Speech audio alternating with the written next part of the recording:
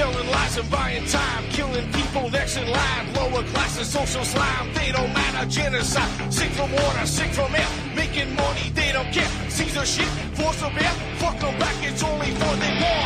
They shoot, they kill, they massacre, rape, they burn the kids.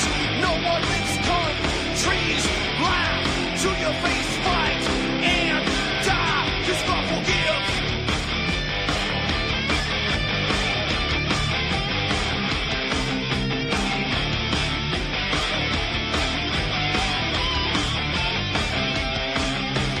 Selling lies and buying time, killing people next in line. Lower classes, social side, they don't matter. Genocide, sick from water, sick from air. Making money, they don't care. See their shit, force a bear. Fuck them back, that's only fair. They bomb, they shoot, they kill, they massacre, rape, they burn the kids.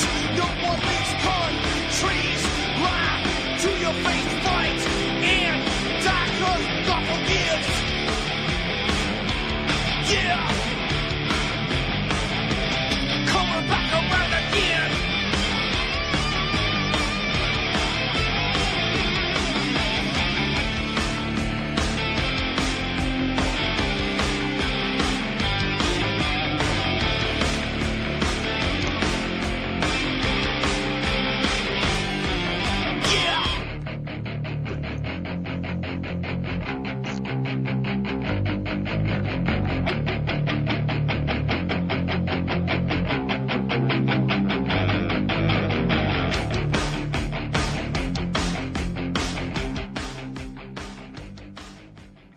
Okay, welcome to the show. I'm your host, Ron Stevens. This show is called Rock the Boat right here on the best little online radio network there is, known as UCY.TV. I want to start by apologizing for missing the show Tuesday night. I've been running back and forth to Newmarket, Ontario since Monday. And plan was to make it back for the show. Unfortunately, end up going out to Michael Schmidt's farm. Well, not unfortunately, we had some stuff to discuss, and so time got away on us. I didn't get home till 11 o'clock at night. Then we had to get up at 6 o'clock the next morning, head back to Newmarket. So my apologies, but. You know, Michael Schmidt, for those who don't know, is a farmer in Durham, Ontario, or just outside of Durham, Ontario, who's been maligned and persecuted and raided since 1994. He's been in and out of more court cases than most people could ever even dream of. You know, and he's a man of extremely high moral character, and he's standing his ground. And it's been a long, long haul. So we been, you know, they've been trying to take him down.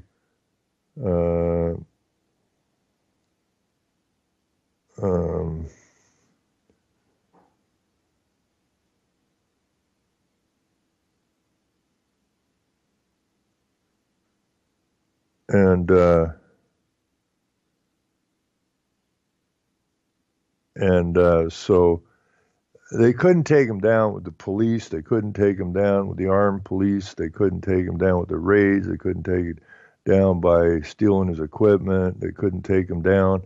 So now they've got different regions. York region's involved in this. I think there's another region near Toronto involved in this. And so they thought they would try with a cease and desist and an injunction against him. And so the first 2 days, it was supposed to be a 2-day hearing. And the first day was supposed to be the government side of this. And the second day was supposed to be Michael Schmidt's side of this and the co-op and that they created side of it. But, you know, you just can't trust the government too far or the courts. So what happened, because it was supposed to be a 2-day hearing, an awful lot of people booked off work to show their support. So The Newmarket courthouse is huge. I don't know how many courts are in it. There's an attorney general's office in it. There's a police station in it, and so on and so forth. But all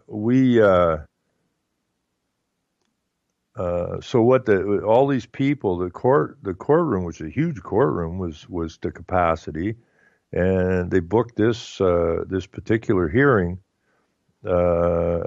downstairs at the back end of the courthouse, which has a big overflow room attached to it, huge room, and with high def TVs on the wall, and so that was also full for the first 2 days. So the government guys said they weren't quite done Monday. They'd finish up early Tuesday morning. So we went back down, as did everybody else, to support the good people, the non-government people. And the government saw the support there, so they dragged us out and wasted day 2. So day 3, which was Wednesday, and it was only booked for 2 days, day 3 Wednesday, while the courtroom was full, the overflow room was nowhere near capacity because people have obligations, and this was done on purpose. So anyways, Wednesday, Michael's wife, Lise, made her presentation to the court, and it was freaking brilliant. Absolutely freaking brilliant. And showing that the Milk Act has nothing to do with health. It has nothing to do with anything except marketing and controlling the marketing. And in order to control the marketing, you control all of the milk. And like we were talking Tuesday night, I said, you got to get back to the beginning. You can't worry about the damn Milk Act because the Milk Act was put together for nefarious purposes.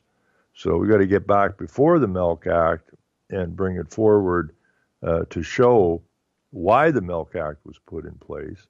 And while it was sold on the idea of health, it was actually for the purpose of marketing and getting a monopoly on all the milk. And Elise did a brilliant job. You could see as the day went on, the government lawyers and that started to sink in their seats, and you could see them with their, with their heads in their hands and stuff. They were getting. I think what they did was they went, "Wow, this lady's a lot better at law than we are." And it ain't law; it's a legal system, which is an immoral adversarial system. But, anyways, Elise did a phenomenal job. And when we broke for lunch, we all went out in the parking lot, and one of the other farmers who does raw milk as well, they had brought lunch in the back of their truck, so opened the tailgate, and we brought out the picnic tables and that, and or the tables, and there was a glorious spread of food there right in the parking lot. And I thought it rather ironic because we're out there in the parking lot drinking fresh milk, eating fresh bread, eating organic food, and the food was phenomenally good. Meanwhile, the court people are probably eating a stale piece of pizza out of the court cafeteria. It's kind of ridiculous. So, but then they deliver milk to a church down in York region, I think it is. And the preacher of the church got up and spoke after Elise was done near the end of the day. And he brought up some pretty good points. Now, I've seen some negative comments in the chat when I first got going here tonight about the Jews and that. Well, you can always use a negative as a positive. So the preacher, he got up and he explained that, the Jews have kosher food and the Muslims have halal food, and these are both religious foods. And he considered the food, the milk and the cheese and all that kind of stuff that was coming from the farm was their religious food, and they had every right to it. And that really threw a screw into the judge. He was sitting there, and you could just see him, oh, God, not this coming at me. And And the preacher did a very, very good presentation. But the presentation, these guys weren't into the legal part like Elise was, into the Milk Act. Now, this preacher just got up and said his piece, and then Marcus, who is Michael Schmidt's son, got up and spoke. And I wasn't in the courtroom because you can't hear anything in the courtroom. It's much better listening back in the overflow room because we can turn up the volume on the TVs. But Marcus, after he spoke, the overflow room, which was considerably more empty than it was the first 2 days because of people's obligations, and they only thought it was a 2-day affair. It was supposed to be a 2-day affair. But the applause when Michael's son was done speaking was almost deafening. And one lady that's been working with them for some time now, she's just a mother, and I wasn't sure she was from, but she was helping with the media part of that. But it turns out that she's from just outside D.C., and she'd flown up here last Friday and she flew up here Sunday, I think, and spent the day at the farm, and then spent the 3 days at the court.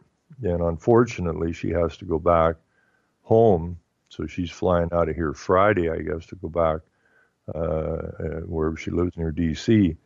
But she's extraordinarily dedicated. And I want to put a video in. I think it was a video she shot, or maybe it was a double shoot, just talking about day 3 of the trial. It's not really a trial; it's an injunction hearing. And but Marcus, when he spoke, it gave like when I was talking to him, you said, we're going to paint this huge picture because all the government's interested in is in the Milk Act. And they yammered on about that for 2 days and just kept repeating themselves, trying to waste time, which they were quite successful at. But when I'm talking to Michael, and I say, you need to make this, pretend there's a big jigsaw puzzle, right?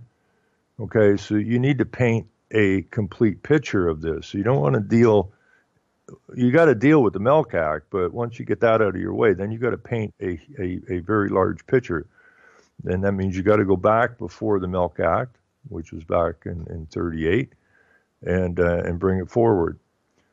And what got painted on Thursday was, they filled in the border of the picture, they filled in most of the picture, and which leaves what the lawyers yammered on about 2 weeks, the Milk Act, which is really only 2 puzzle pieces, It's that small because this is a much larger discussion. And so when you fill in the picture and you stand back and look at the picture, you really don't even see what the lawyers were yammering on about. But when Marcus got up to speak, it was freaking amazing. And they said the people who come out of the courtrooms, there wasn't a dry eye in the courtroom when Marcus was done speaking. Now, Marcus, being Michael's son, when they first raided the farm, Michael was just a little kid. This is how long this has been going on. Marcus was just a little kid. Now, Marcus has children of his own. And his children witnessed the last raid. And Marcus was talking about how traumatized the entire family was. Michael's first marriage broke up because of the trauma and the stress. And Marcus, touched on the fact that his mother, basically lost her health from the stress situations. When you have 26 armed guys coming in with rifles and that into your home unannounced, it's a stressful situation. Now, Marcus was talking about his 2 older sisters who were extremely traumatized by this raid. And he said they were afraid to go upstairs and look out the window upstairs towards the road in case somebody took a shot at them. They were that traumatized. He said they're still traumatized to this day. So it gave a good indication of how long this has been going on. Marcus was just a little kid when they started raiding the place, and now he has children of his own. And he said we got to break this circular situation we're in, and they talked. Lisa talked about it, which is Marcus's stepmother, talked about it, and Marcus talked about it. Is that we've tried since the beginning to have dialogue with the government, and they just stonewall us. Because it's not about health, it's about control. And, he said, we got to break this circle. We got to get it going in a straight line here. You had to be there to witness it. It was just so freaking powerful. And you could see it crushing this. Well, they don't have a spirit because they're all amoral in the legal system, but you could see the judge, the lawyers for the government side, they have all the free money to spend because it's your money, not theirs. They have huge staff to deal with all the paperwork and all the research in that, and they're going up against a man and his wife for all intents and purposes, who run a farm, a small family farm. And so they were talking like, wow, we're really important in that. By the end of yesterday, they looked very deflated, which is a good thing, because Michael brought the moral side of this up front, right? And it's a moral fight. It's not a legal fight. It's a moral fight. And nobody can tell you what to put in your mouth, plain and simple. And so I'm really looking forward to Monday. It's a good thing that there's a little bit of time. Everybody's really tired. But I'm going to put that video in. And you can take a boo at it. And they stacked up the boxes. Now, we unloaded them boxes Tuesday night. We unloaded them last night out at the farm. And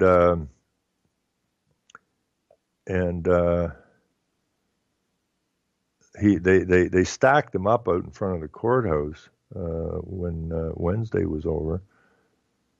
And I think there's 7 boxes of paperwork just for this injunction. This does not come anywhere close to the boxes and boxes and boxes that have been had to have been put together since 1994. You go into the offices at the farm, it is just nothing but boxes of paper. Death by 1,000 paper cuts, I guess you could say, is what took place. And so I think come the end of this, I'm not going to say what Michael has to say at the end of Monday, but I got a pretty good drift of where he's going with it. And there's no quit here. There's no quit. It doesn't matter which way this injunction hits. There's no quit. But the government side of this is that if they get this injunction, then they have the right to go and start arresting people. Now, I'm not talking about just the people involved with Michael's farm. I'm talking about all the other guys and gals out there that are supplying good food to the people who want it. And so this is basically a pretty much a turning point come Monday. I don't know how long it's going to take the judge to come up with a decision here, because he spent 3 days just, there's so many books, right? Like somebody wants to tell me, this is book 13, tab 6, or tab C or whatever, page 497. And you talk about that, then you get out the next book and you go to page, 1200 on tab whatever. And this went on for 3 freaking days. So all the judge can do at this point is, and all he was doing was he was listening, but most of the time he was writing stuff down. This piece of information came from this book, this tab, this page, and then on to the next and the next. So he is going to have a big job ciphering through all this stuff and trying to put the components together to try to make a decision. But the problem is, you see, why they don't use the jury system, of which they're supposed to, is because this would have ended probably back in 1994 if a jury had been called to make the decision. And the beauty of the jury is the jury has the right. It not only has the right, it has the duty to strike down bad law. Then this would have been stricken from the books likely way back then. So they'd never been afforded a jury trial through any of these things, and that's unfortunate. But then again, it's the legal system, which has absolutely nothing whatsoever to do with law. Now, I did yesterday at lunch. I was talking to a youngish farmer. I don't know how old he is exactly. Some probably between 40, I'm thinking, maybe 35 to 50, somewhere in there. It was kind of hard. I didn't ask him his age, but he's a commercial milk farmer, and I think it's through Paul Noble, who is a gentleman that Michael helped into the raw milk business.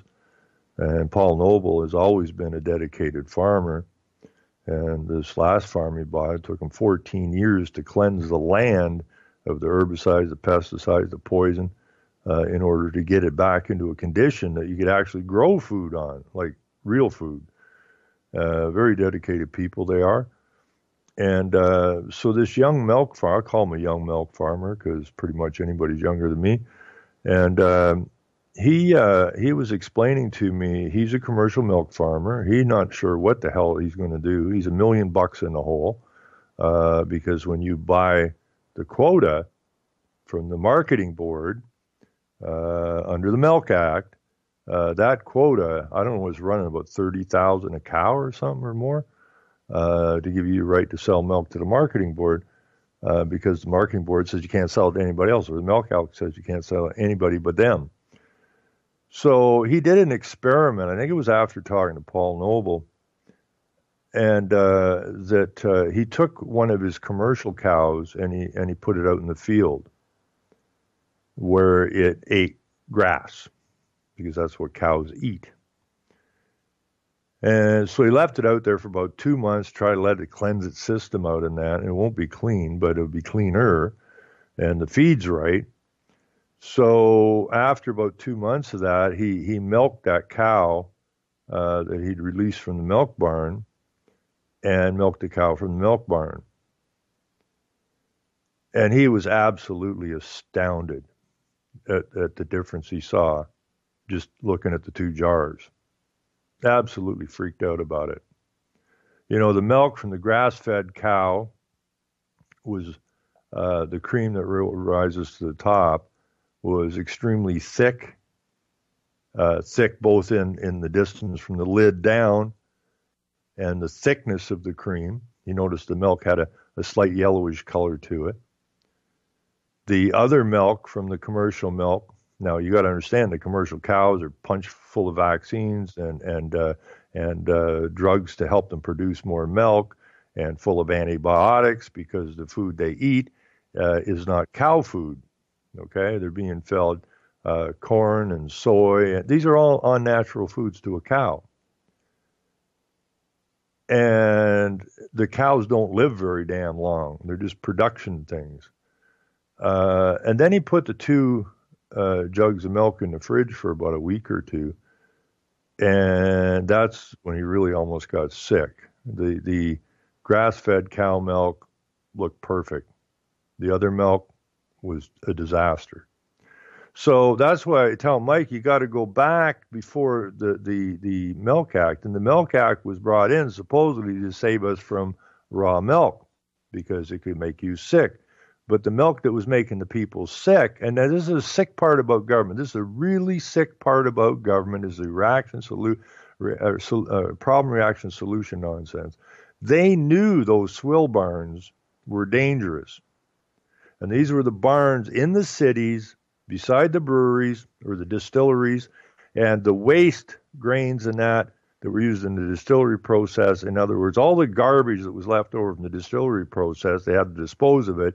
So they had the milk barns beside the distilleries, and they took the garbage from the distillery and they sent it over to the milk barns and fed it to cattle.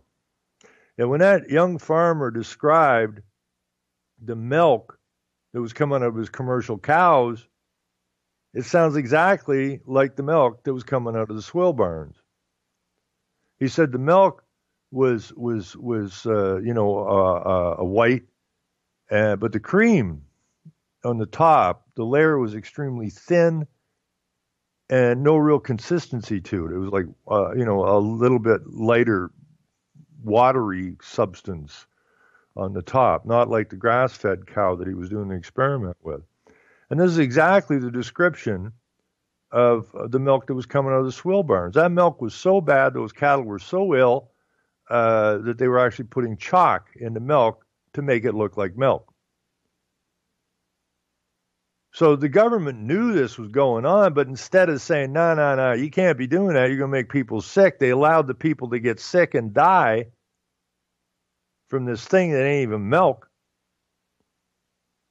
so that they could say, oh, look, raw milk is dangerous.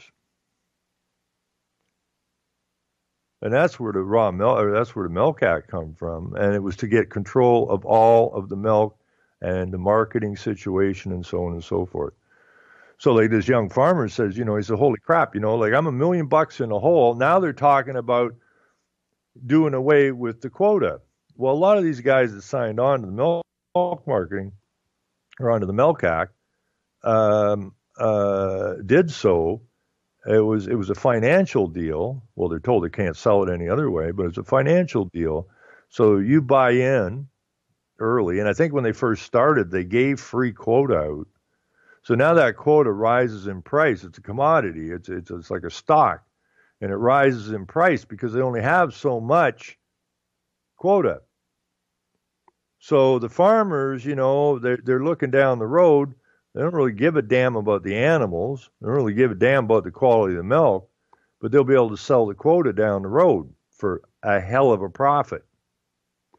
So now you have a youngish guy in the milk business who's bought quota. He's $1 million in the hole, and now they're talking about dissolving the whole idea of quota, which is going to take him down.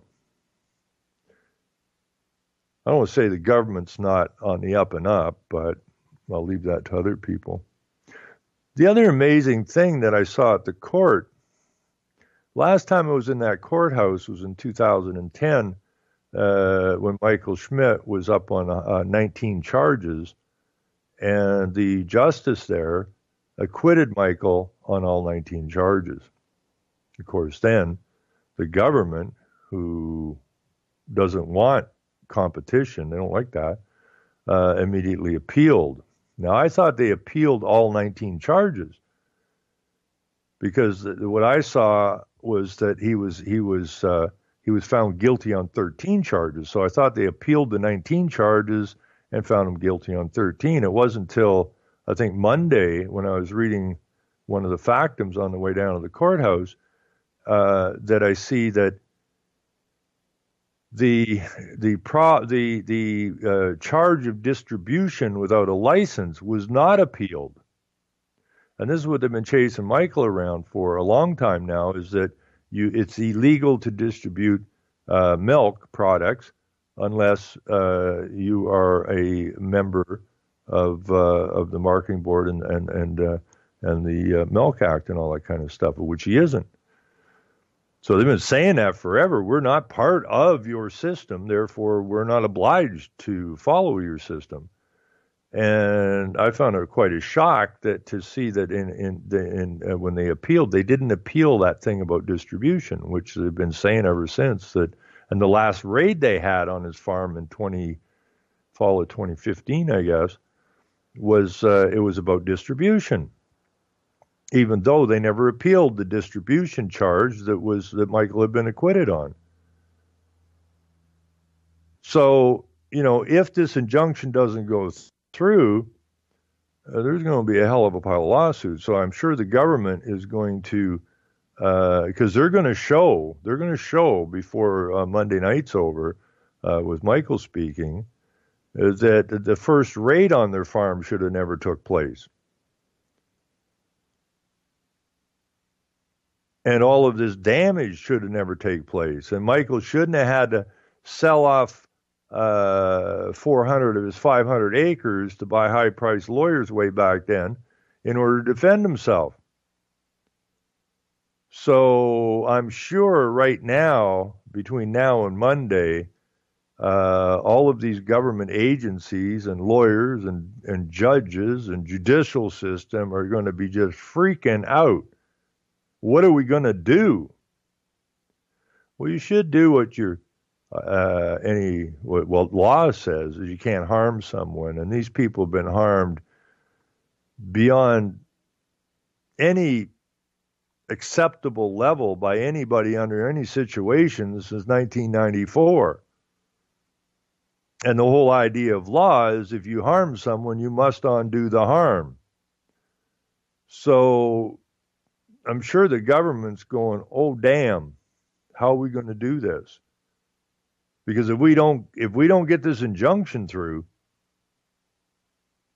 it's going to be expensive. Now, it's already been expensive. It's cost Michael pretty much everything, and his family and his supporters and those who are members of the co-op to get the milk products from him. But estimates on the government side, instead of negotiating some kind of a workable situation that is acceptable to both sides, like his son Marcus says, it was Stonewall, Stonewall, Stonewall. Now Michael tried his hardest to get a dialogue going with the government so that they could set it up in a legal manner so that raw milk was doable and you would have the inspections and everything, just like you do with the pasteurized milk, which is dead milk. It's sterilized. It has no value, and it actually makes people ill, not the raw milk. So, the government says they don't have a constitutional lawyer went to the government and wanted to know how much money the government, which is your money, has been spent persecuting Michael and that farm and everything is connected to that farm. And they said they didn't have any data on that. Well, they got data on everything, right? That they're trying to flog you with propaganda on because they're always using data to push the propaganda, but apparently they don't have any data on the amount of money they've wasted persecuting Michael, the family, and the people attached to that. But rough estimates are it's way over several $1 million,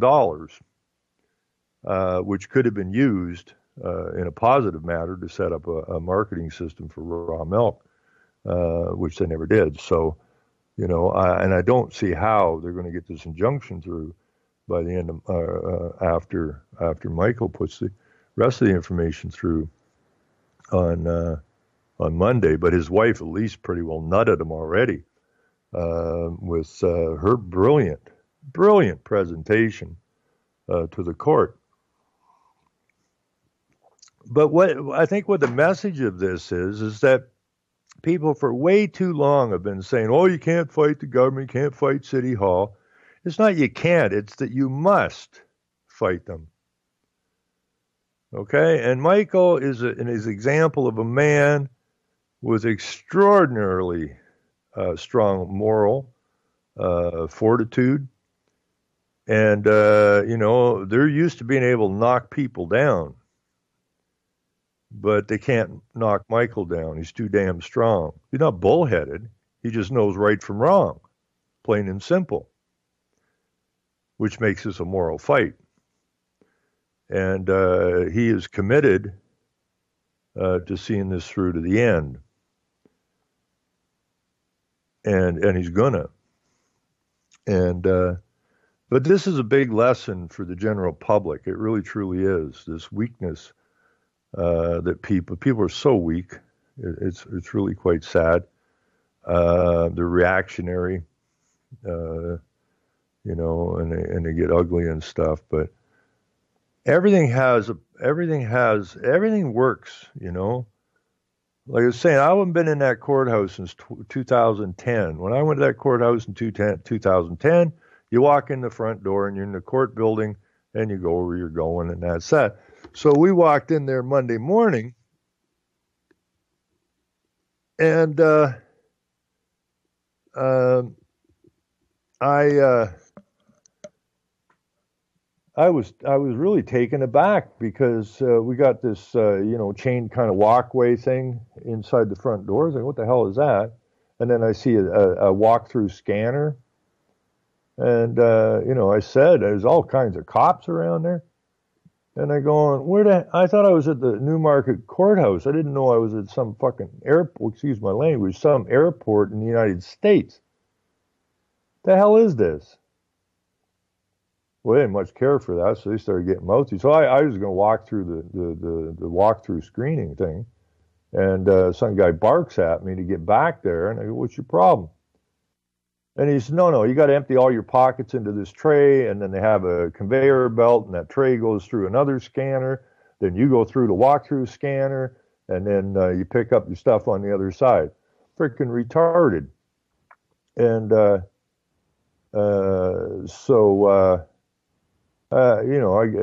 it starts to disintegrate a little bit. Just a second. I got my good buddy Christopher Robin here. Some people know.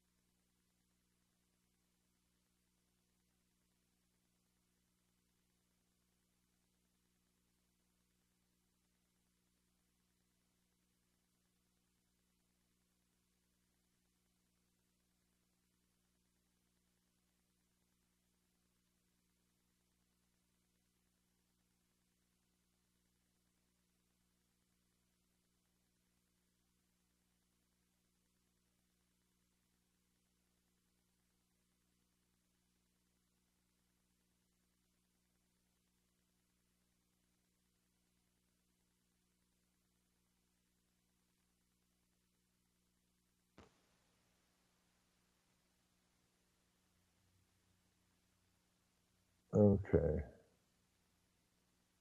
Bring his ass back in here. Okay, sorry about that, folks. I don't know why that kicked out. I had that do that to me on Revolution Radio last Saturday night. It kicked me out. I think it was. So I don't know. It's a different computer I got, so I don't know what's cooking here. Have I got you, Chris? I'm here. Yeah, okay. So we're all back. But anyways, he come out. We had a nice talk and shook hands and that outside. And some hour yesterday when I was outside having a smoke or something, I want to go back into court because they're always changing these guys out. And I walked in, I'm throwing my stuff in the tray, and I hear, Ron, how the hell are you doing, man? And I looked up, and it's Jeff, the head of security, right? And I said, how you doing? I says, we had a good chat, right? He said, man, you have no idea how much I appreciate that, right? And I said, I was thinking maybe we should just get a marker and put an R on one of these trays for Ron, and then I could just, I have my own tray because I'm in and out of here so much lately. But no, this is the situation. I was actually telling the cops, I said, you know why they got you in all this gear now? And none of them seem happy about wearing all this damn gear. They hate it. It's hot. It's heavy. It's stupid. But I said, you're dressed this way because those who are running the show are scared shitless. That's why you're dressed this way. Because otherwise there's no reason for you to be dressed this way. I asked Jeff when I was talking to him, I said, when was the last time, you saw a cop walking down the street whistling and, hey, Jim, hey, Sally, how's the kids? When is the last time you seen something like that? And he says, well, we tried this community thing. I said, well, how can you be part of the community dressed like that? Right? It's intimidation of the people. What you need to do is dump this outfit, go get the old outfit, and get back on the street. How's the kids? How's your grandma? I remember cops doing that because there was no aggression going on here, right? And so when the people see you, it doesn't matter how nice you are, when they see you dressed in this shit, you can't connect with the people. They don't want nothing to do with you.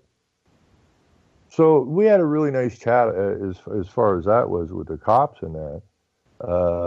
But we know this is a very important case because there's very little media getting out on this. Very little media. There's one young guy there from CTV who's done a couple of shots. But even CBC was sitting outside last night or yesterday afternoon. I'm talking to the guy. He's got a $50,000 camera or whatever. And I says, are you here for the milk thing? He says, no, I'm here because for the rape thing. I go, what rape thing? And he says, well, this guy's been raping old women he worked for the hospital and he's been raping old women. He's a caregiver and raping old women in the hospital. He said the worst part was he was raping them in another hospital. The hospital just fired him and didn't call the cops or nothing. Probably didn't want any bad publicity. And so he went to another hospital and got hired, and then he started raping old ladies again.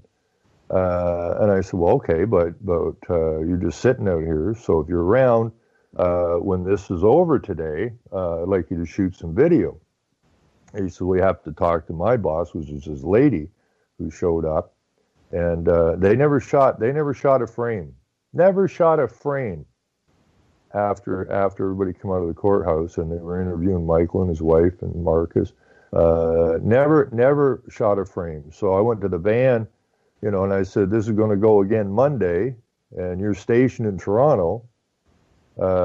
So gave him some phone numbers to contact people and told her, just punch in Michael Schmidt or Milk Wars or whatever into YouTube, do a little study on this, and get back here on Monday and shoot some film, right? Do a story.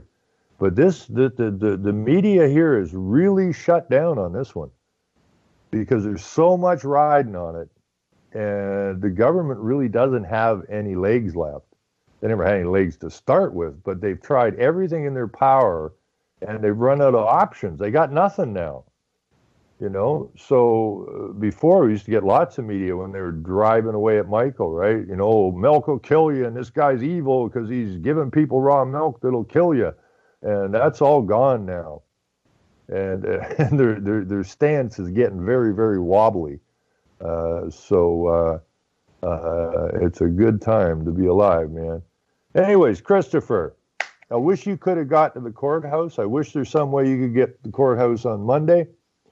And anybody that's within driving distance of Newmarket come Monday, if you want to see the power of the people, this is the place to do it. I finally met Ira, I think, when did I meet her? Tuesday, I guess. Ira, if you remember, Chris, I had on the radio here. She's a lady from Ukraine who came here and was kind of mystified that she couldn't get raw milk. And she's got it now from Paul. Spoken lady. Yeah, and she's a sweetheart, man. And her daughter, actually, the daughter, she has. It's really weird because she's like a lot of families. Her one daughter that was there with her two kids, who homeschools the kids. So she just brought the kids to the court, and the kids were doing their homework in the court, or in the overflow room behind the courtroom, and getting tuned into this stuff. But Ira's daughter, I said, "Is this your daughter this can't be right because you got here in '94, and she's married with kids." "No, this is my daughter over here. Her other daughter, which is a hell of a age difference between." But we got discussing because Ira is a teacher, and and her older daughter has kids and is homeschooling. I said I like the idea of the kids not being in the school system, but I'm not real fussy about the isolation part of homeschooling. Because the kids aren't with the other kids. And what I'd really like to see, and I see no reason you couldn't do it, is just go through your neighborhood and the other people that either are homeschooling or would like to get their kids out of the schools, put them together like a one-room schoolhouse kind of thing again, and hire a good teacher like your mother, Ira, here, who would probably much rather teach in that venue than the one she's in. And she's just going, yeah.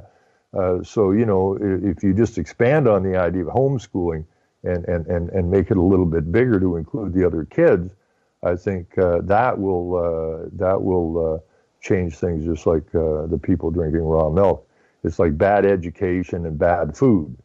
If you have bad education, you get up with a bad result. And if you have bad food, you end up with a bad result. So if we can combine the two, good education and good food, then we can grow a very moral, responsible, strong community.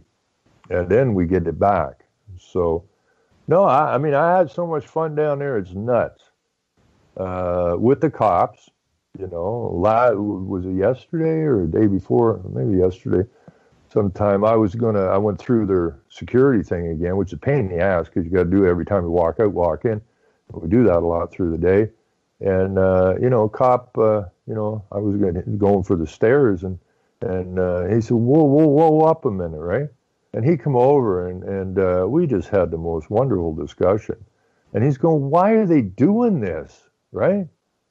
Michael's been in that courthouse so many times over the years. The cops are going, like, what the hell is going on, right? They all know Michael's just the most peaceful, nice guy you ever want to meet. And, Michael, I was talking about that last night. And when we were at the farm, and he says, I was talking to the cops, and the same attitude, right? Well, they just leave you alone. You're not hurting anybody. And he says, yeah, but if they tell you to come and get me, are you going to stand down or are you going to come get me? And he said, this is part of the problem. Even though these cops know that Michael's on the right side of this, if they're told to go and arrest him, they will go and arrest him, even though they totally disagree with what's going down. And that has to change. And we spent a lot of time talking to the cops about that. So, you know, it's better to talk than pitch rocks at them, right?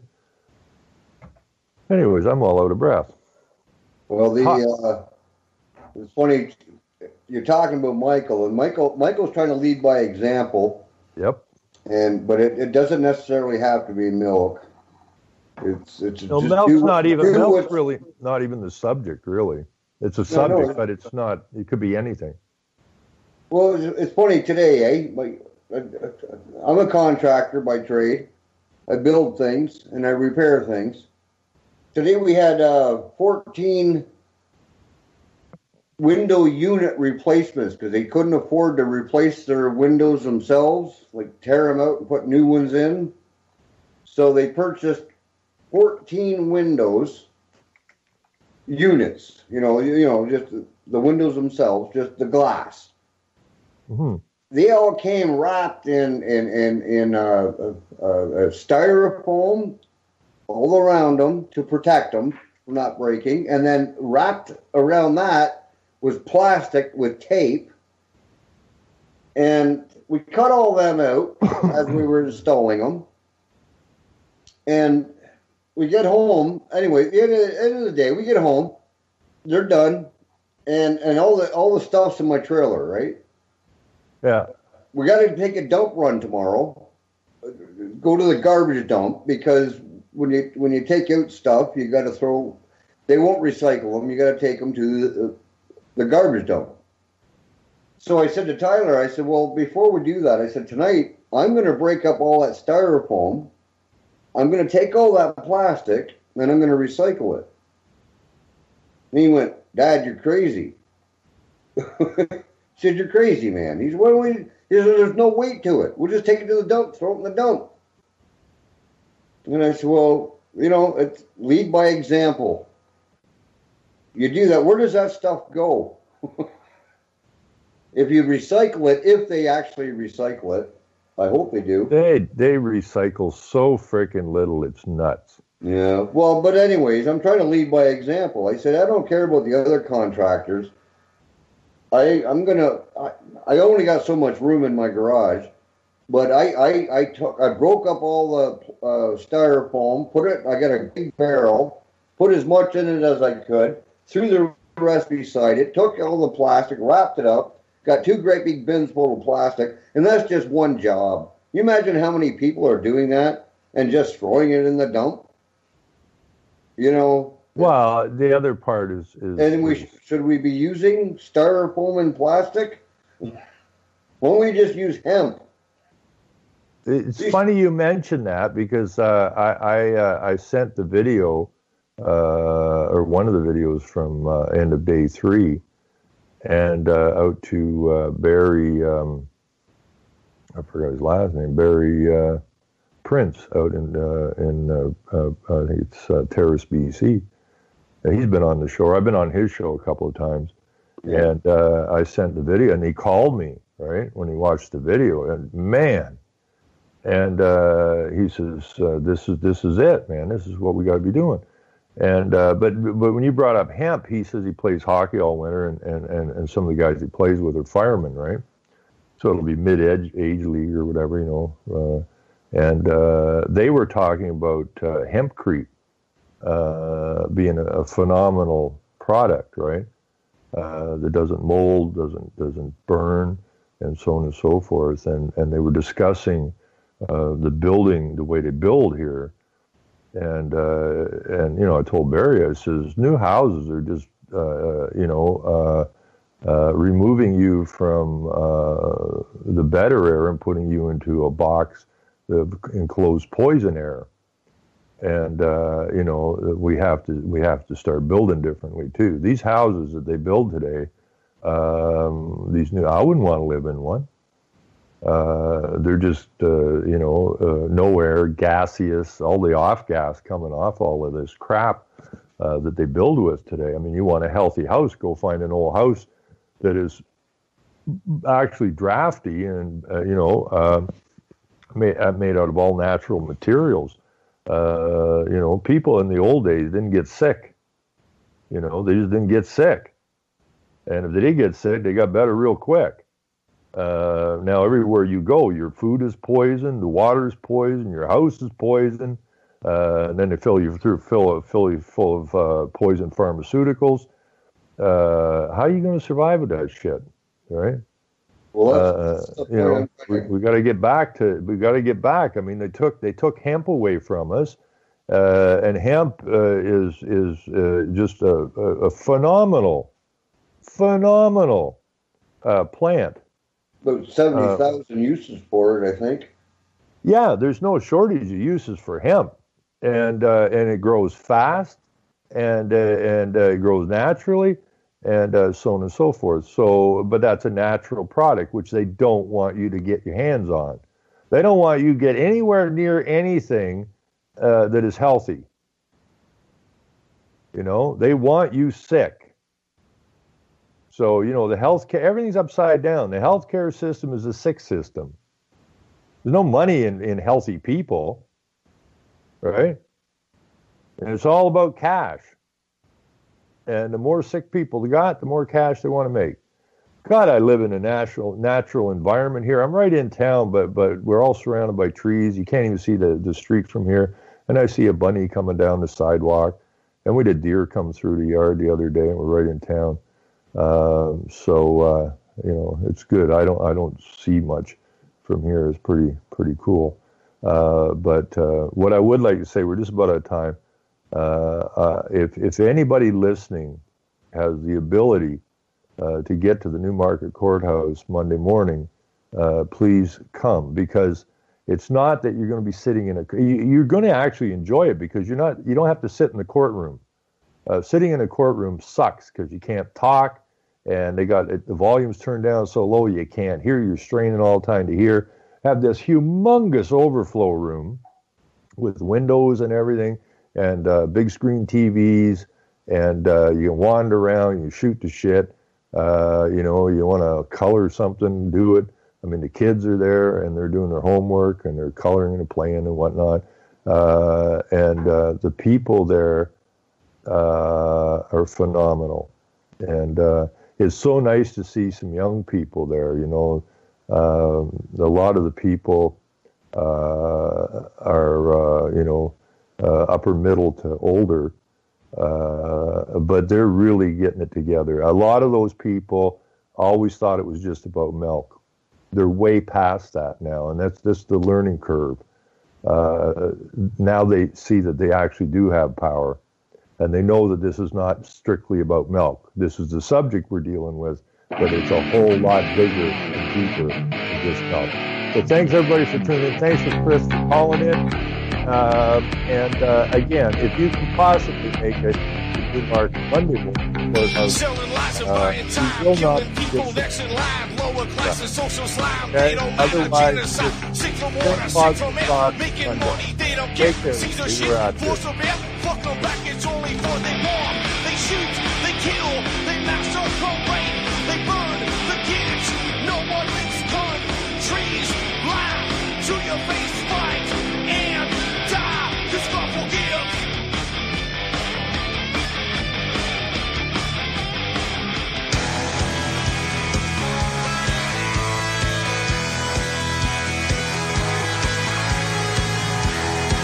JJ Inc. from Against the Wall, and you're listening